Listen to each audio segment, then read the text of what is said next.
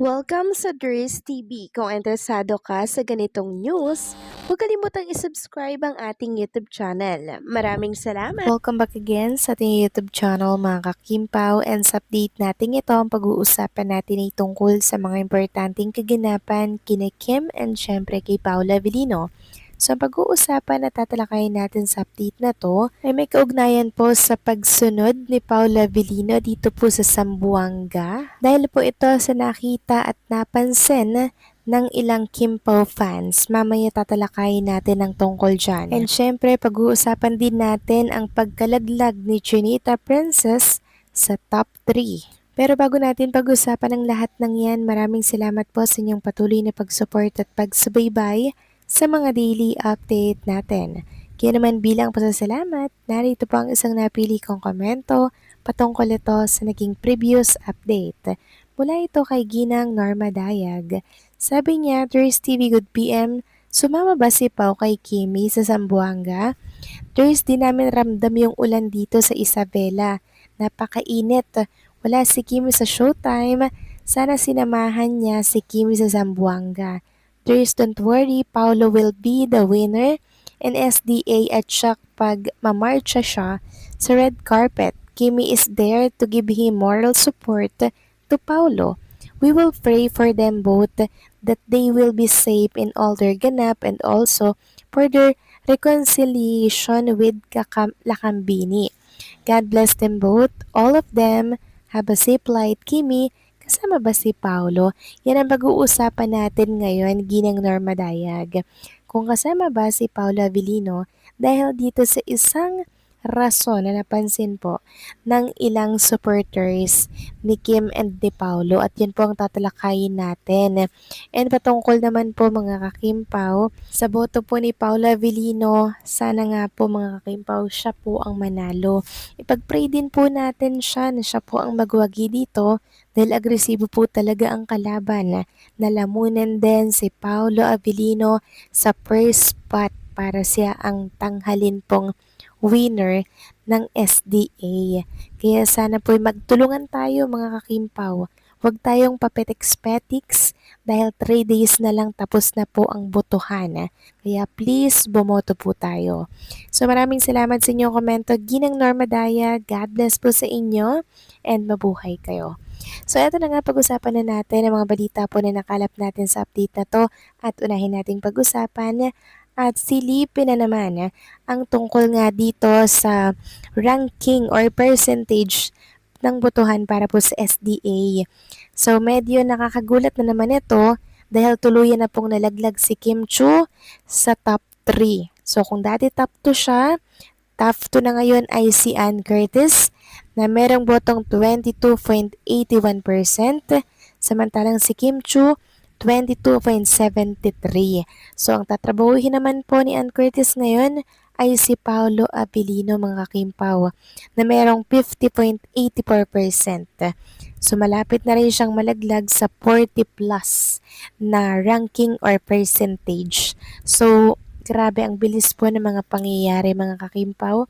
Ang bilis pong umakyat ng percentage kay Ann Curtis. Mukhang gumagana na po yung mga binagsak nilang milyon sa loob ng 3 araw. Yan po mga kakimpaw yun. Diyan po dadagdag ng dadagdag yun.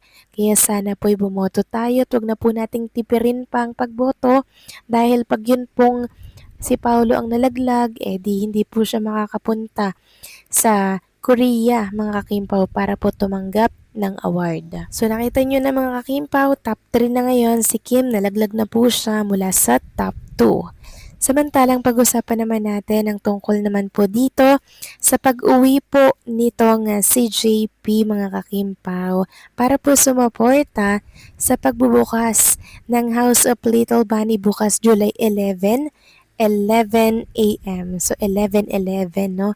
Ang ganda naman ng timing mga kakimpaw ng opening ng House of Little Bunny ni Chinita Princess. So mula sa ibang bansa na pa, uwi po talaga si JP. Sabi niya nga dito, Zamboanga bound, let's go. So, ginagawa niya lang pong Cubao ang ibang bansa, papunta po dito sa Pilipinas, no? Ganyan naman talaga lagi si JP everytime po na may mga mahalaga at importante pong ganap kay Kim. Umuwi talaga siya mga kakimpaw. Ito po ay pagtanaw ng utang na loob kay Kim na kung saan talaga namang nagtaguyod po sa kanya, sa kanila pong pamilya. Si Kim na po ang tumayong ina, ama, ng pamilya po nila. Samantalang talakay naman natin ang tungkol naman po dito sa naging dinner po ni Chinita Princess, ni Twinkle, ni Carlo at ng mga cousin at ni Ate Hides. Andito rin po si Isaiah, present din po siya mga kakimpaw dito. So hindi pa po nakakarating si JP dito po sa Zamboanga mga kakimpaw, baka bukas pa po yun. So marami tuloy ang napatanong dahil nga po dito sa dinner na to sa mga pagkain po nilang nakahain dyan sa hapagkainan, kung andyan daw ba si Paula Abilino at sumunod kay Kim Chu sa Zamboanga. Paano ba naman kasi mga kakimpaw, nakita ng mga supporters na yung favorite ni Paolo present dyan mga kakimpaw. Yung hipon na parang may cheese, yan din po kasi yung hinain ni JP kay Paula Abilino nung nagpunta po ito sa Canada. Ganyan-ganyan po ang mga hinain, mga seafoods, crabs, mga hipon, ganyan. At marami pa pong iba, may mga gulay, vegetarian, mga kakimpaw. Yan po yung mga favorite ni Paulo Avellino, mga kakimpaw, ay ang nakahain po sa table nila Chinita Princess. Kaya napatanong sila na kasama ba si Paolo Avellino? Kasi siya lang naman yung mahilig sa mga seafoods na yan at sa mga veggies na nakahain dyan. Kaya kung inyong mapapansin, berde ang kulay ng kanilang mga nakahain sa hapagkainan. Kung hindi naman berde, kulay red or orange. Mga lamang dagat po mga kakimpaw ang pagkain nila dito. So yung mga yan, yung mga hinain po ni JP mga kakimpaw kay Paulo Abilino dahil yan lang pong kinakain talaga ni Paulo So sumunod nga kaya si Paulo dahil sa mga favorite niyang food, nakita't naispatan nga dito sa table ng gathering or ng dinner po ng pamilya ni Chinita Princess. So dito po sila nag-dinner sa pinsan po ni Chinita Princess mga kakimpaw at eto nga po ang ina-request marahil ni Chinita Princess. Yan lang kasi yung favorite din ni Paolo Avellino. So kung ano po yung favorite ni Paolo, favorite na rin po ni Chinita Princess. Ganyan po nila nai-impluwensyahan ang isa't isa lalo na po at lagi po silang magkasama, magkatwang po sa laging mga ginagawa nila mga kakimpaw.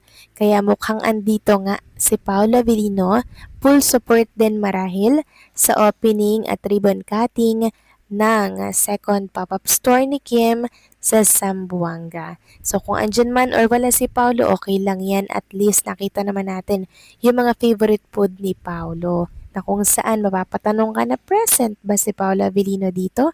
Naku, yan ang malalaman natin sa mga susunod pa pong kaganapan kay Kim dyan po sa Zamboanga.